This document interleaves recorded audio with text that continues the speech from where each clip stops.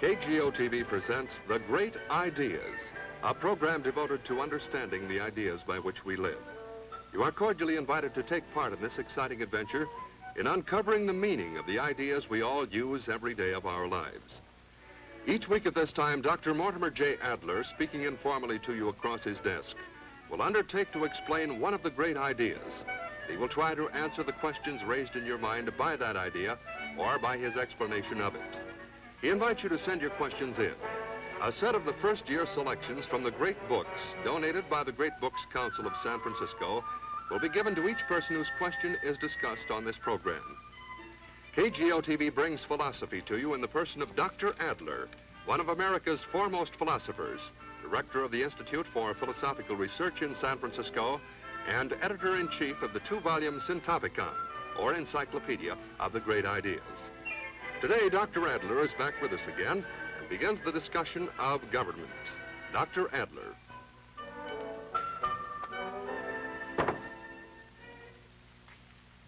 Good afternoon. I'm glad to be back with you again to discuss another great idea. But before I do so, before we begin the discussion of government, I would like to thank you all again for the letters you've written and for the questions you have sent in. My friend, Dr. Hutchins, who discussed education and the good life last Sunday in my absence, also told me how grateful he was for the many excellent questions you provided him as a basis for the conversation he had with you.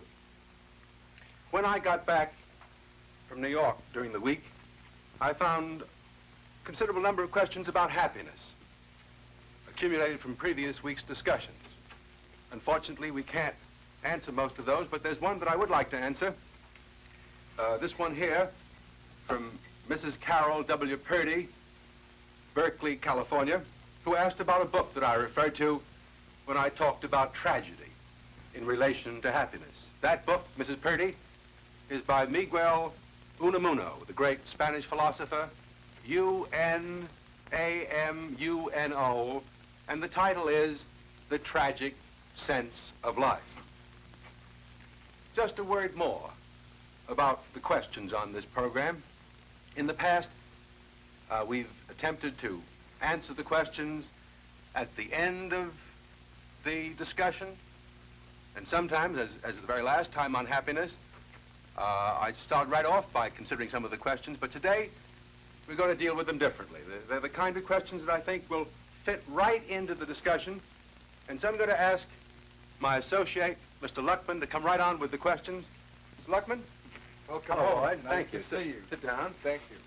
I think what we'll do today, Lloyd, is to see if we can put the questions right into the discussion as we go along.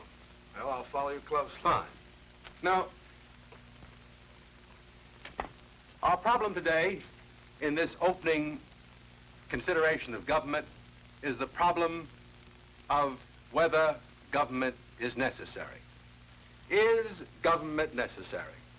Now, is that a silly question? Is it a question as silly as, is sex necessary? Do you remember Will Rogers' remark about that? He said, no, not necessary, just 99 2/3% of life. Well, is the question, is sex necessary like that? You may think so. You may say, is the question, is government necessary like that?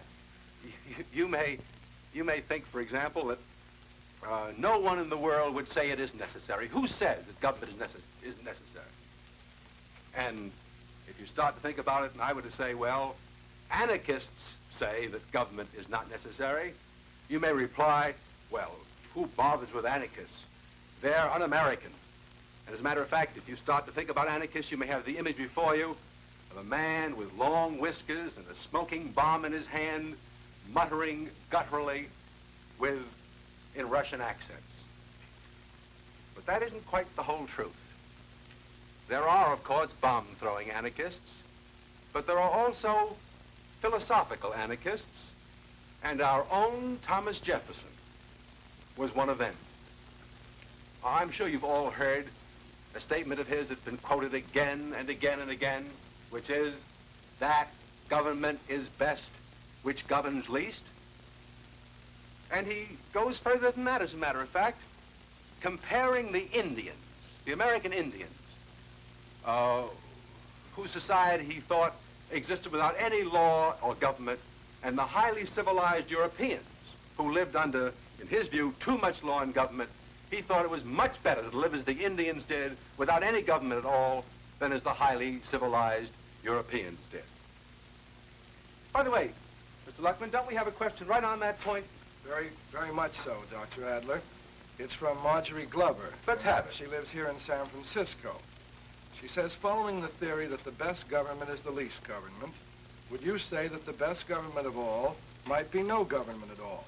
That is, if humans ever improve to the point where they govern themselves perfectly as individuals, might it not be possible to dispense with organized group government, except for possibly a few routine technicalities? And if so, how long do you think it will take us to reach this happy state of anarchy? Well, that's an interesting question. Right on the because Mrs. Glover, in some sense, is saying what Thoreau said when he thought about Jefferson's remark that government governs best which governs least. You remember Thoreau, Henry David Thoreau, another American anarchist, not a bomb-throwing one, just a philosophical anarchist. Thoreau, here the chapter on government in the Syntopicon. Let me read you what Thoreau said. I heartily accept, he says, the motto, that government is best which governs least. And I should like to see it acted up to more rapidly and systematically. I'd like to see it more systematically carried out. And when more systematically carried out, it finally amounts to this, which also I believe, that government is best which governs not at all. Just as Miss Glover said. Just as Miss Glover said. Now, the other part of Miss Glover's question is, will men ever get so much more perfect that they can dispense with government? To that part of Miss Glover's question, Alexander Hamilton has an answer. As a matter of fact, we have the answer of Alexander Hamilton on one of these plaques on the wall here. Let's look at this. Hamilton, in the Federalist Papers, raising the question, what is government itself but the greatest of all reflections on human nature? Answers by saying, if men were angels, no government would be necessary. And he goes on to say, something that we shall refer to again next week and the week after, if angels were to govern men, neither external nor internal controls on government would be necessary. Now, let's consider Hamilton's answer for a moment. Let's consider Hamilton's answer for a moment. Is he saying, or is the answer that he wants us to think about to be stated as follows, that government is necessary because men are imperfect, simply because they're not as perfect as angels are or would be? I don't think that that is the whole answer to the question, because I think we have to state the question a little more fully and then find a more complete answer than simply the imperfection of men taking men by themselves. Suppose we ask the question this way. Necessary for what? What is government necessary for? And the answer that I would give, at least, subject to debate, to that question, is that government is necessary for the existence of society and for its peace, for what we call civil peace. Well, having said that, you may then ask another question. You may say, why is it necessary? Why is government necessary for the existence of society and for its civil peace? And I think I can give you at least two reasons, two very good reasons, why government is necessary if society is to endure and to exist peacefully. The first is that in order for men to live together and act together, they need some way of reaching agreement about the rules and decisions which will guide them in their common enterprise. And secondly, since even when men agree to the rules and decisions, not all voluntarily comply with them or obey them. There is some need for the use of force to compel compliance or obedience. Let me see if I can explain these 2 points with a diagram that I've put on the blackboard. I hope as you look at the blackboard, you find my writing legible. As a matter of fact, Lloyd, if I had working for me one of those angels the bishop has working for him, I think I'd know how to use the angel. I'd have him put my diagrams on the blackboard for me so that the diagrams were all bright and shining bright, I should say. Let's look at this diagram now and see if we can understand in the diagram the reason why government is necessary. Above the double line, I've considered the case in which government is not necessary. Here is the individual man, Jones himself. And we're concerned with Jones as trying to reach his own goal in life. I don't care what that goal is. He reaches that goal by acting according to his own rules and decisions. He may take advice from other men. He may seek the direction of other men. But whether or not he takes advice or seeks direction, he acts toward or for his own goal according to his own rules and decisions. No government is necessary in that case. Now let's take the other case for a moment. Let's take the case of Jones, not by himself, but in a group. Jones, along with Smith and Brown. In fact, in order to make this case a little more striking, let's take this little group of Jones, Smith, and Brown and consider them as an exploring team. These three men have associated themselves with one another. They formed a group to look for the headwaters of the Amazon. Now, before they go off on this perilous, long expedition through the Brazilian jungle, what must they do in order to ensure that the three of them together as a group are going to achieve their common goal, which in this particular case is finding the headwaters of the Amazon? They've got to find some way, don't they, of acting together, all three of them as a group, for that common goal. But according to whose rules and decisions? Jones wants to go that way. Smith wants to go that way. Brown wants to go that way. If you let each man rule, the group falls apart at once. Hence the question is, how do they stick together? How do they remain a peaceful, effective social group trying to act in concord or together to reach a common goal? According to whose rules and decisions? The answer to that question, I think, can be found in only one of two ways. There are only two ways these three men can possibly preserve their group as a group, acting together for a common goal. Either as they start out from the jungle, they must decide that Jones is going to be the leader, and the other two will have to agree to abide by his decisions and rules of operation as they go on their perilous expedition. That's what we've come to learn in the modern world is the Führer principle, the leader principle, the principle of the chief or leader. And many societies, most primitive societies, and many modern societies still have that single ruler as the way to keep that kind of government to keep the group together. But there's another principle. They could decide to take a majority vote. They could decide unanimously, all agreeing before they start, to take a majority vote on every question and let the majority decide. That will work just as well. That will work just as well. For they will always be able to reach a decision by a vote of 2 against 1 And since they've agreed to abide by that decision, they can act together under it to reach their common goal. According to whose rules and decisions, then? According to the rules and decisions made by the form of government they have decided on. The government of one man or the government of majority rule. It makes no difference. But here you see that government, something which is a principle of decision and of action, other than the opinion or decision of one man, is necessary, quite necessary, to keep the group together and make them function together in concord and in harmony and in efficiency for the achievement, whatever their common purpose is. I think this tells us, in essence, why government is necessary. What I've just said, St. Thomas Aquinas, I think, says better than I, in a famous passage in which, in a single sentence I'm going to read you, he sums up this point. For he says, a social life cannot exist among a number of men unless government is set up to look after the common good. Notice the common good, the common goal.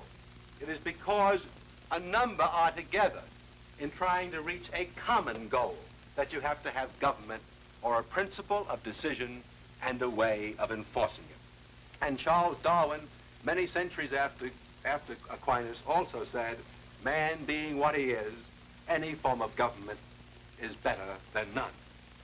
Now, this solution that I've just stated applies to every form of society, from this simple group of three to the whole state, to the society in which we live, the largest in which we live, to any business corporation, to any club, to any association of men, even, of course, to the human family.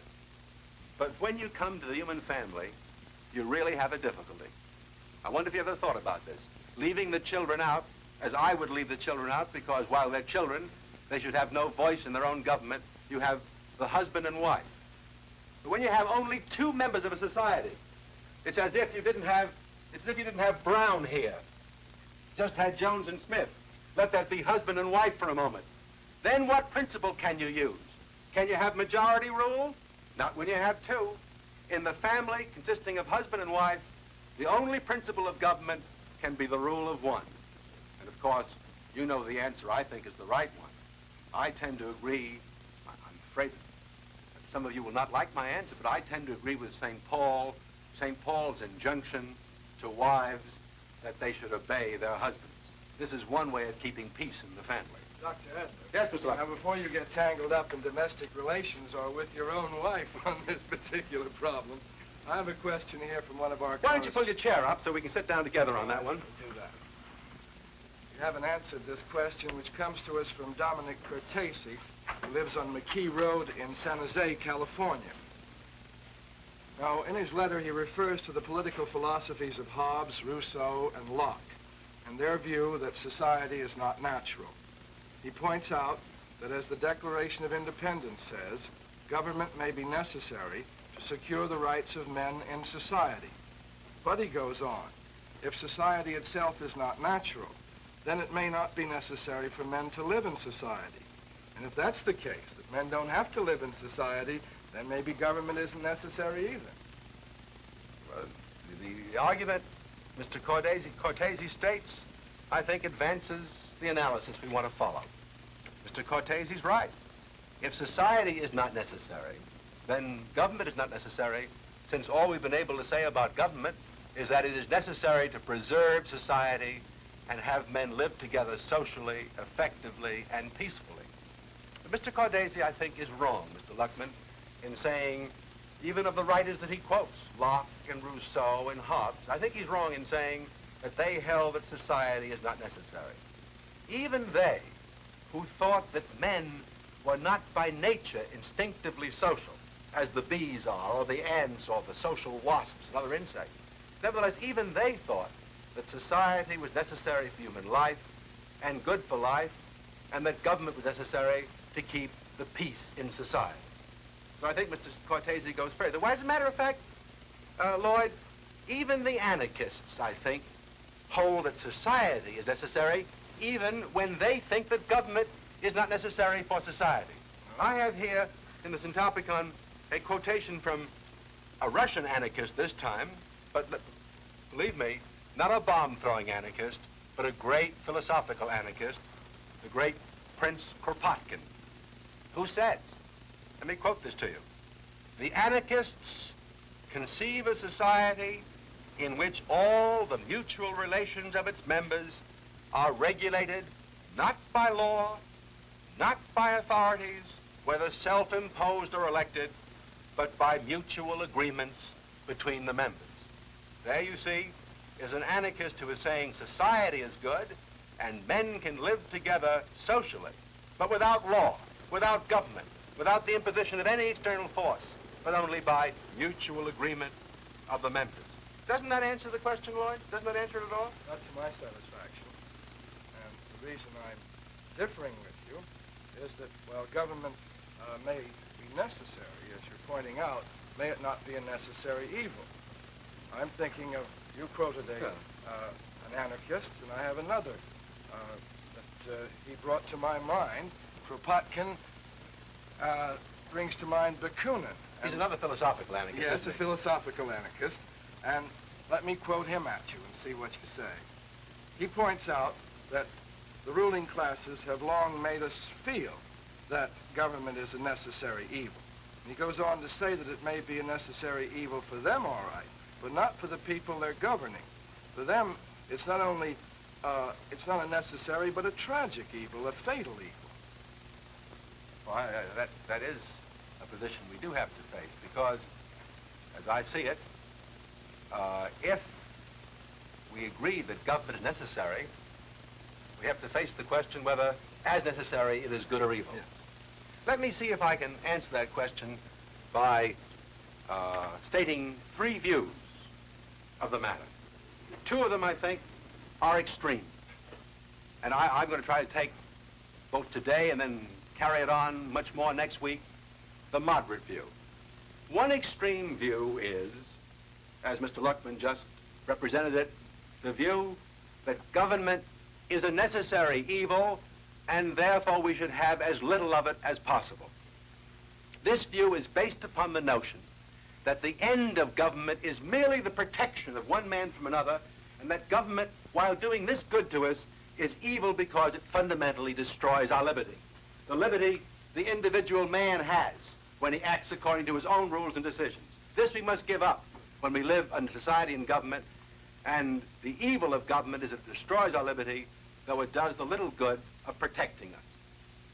At the opposite extreme is the view that government is an unlimited good, and we should have as much government as possible, because this view of government is not, first of all, it holds that government destroys no liberty whatsoever, and second, it looks upon government as being the means for helping men to achieve their happiness and their salvation even. It is as if government were the direction of man to the whole end of his life. I think that goes too far to the opposite extreme. I think government is not as good as that, nor do I think government is as evil as the anarchists or Thomas Jefferson thinks it is. My middle position is the view, or is based upon the view, that government is a limited good.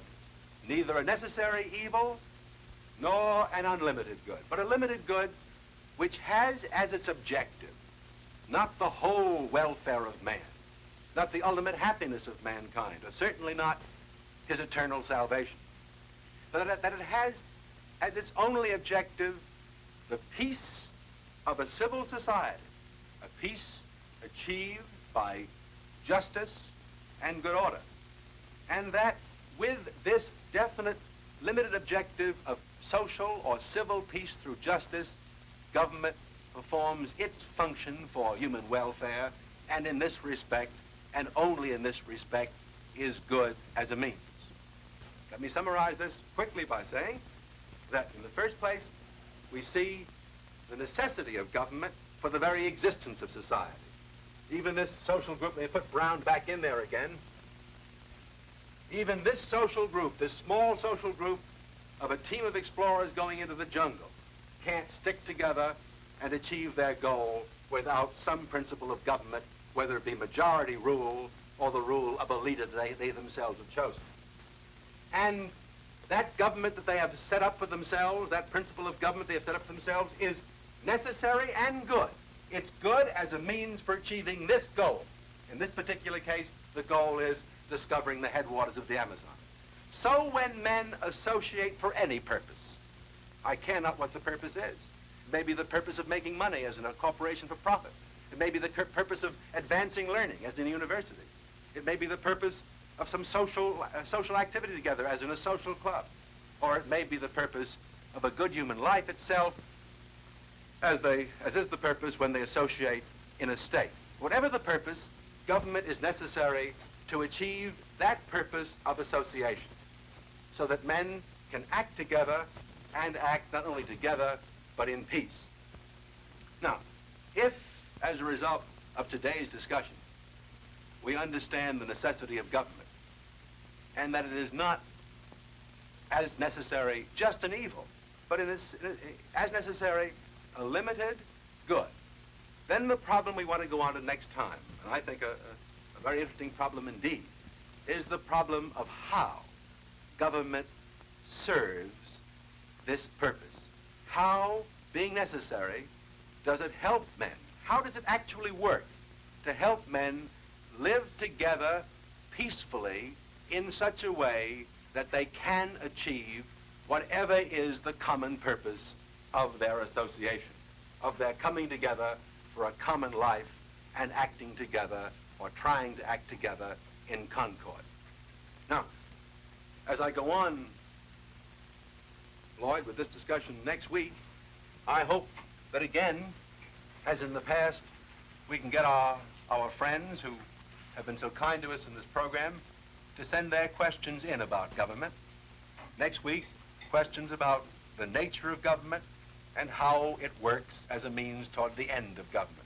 But if there are any questions that any of you have on today's discussion about the necessity of government and whether government is a necessary evil or an unlimited good or just a limited good, I hope you will send those questions in too, because as we go on during the 4 weeks of December to discuss the whole and difficult and great idea of government, we will try, as each week comes up, to answer the questions which are most appropriate that week. Thank you very much.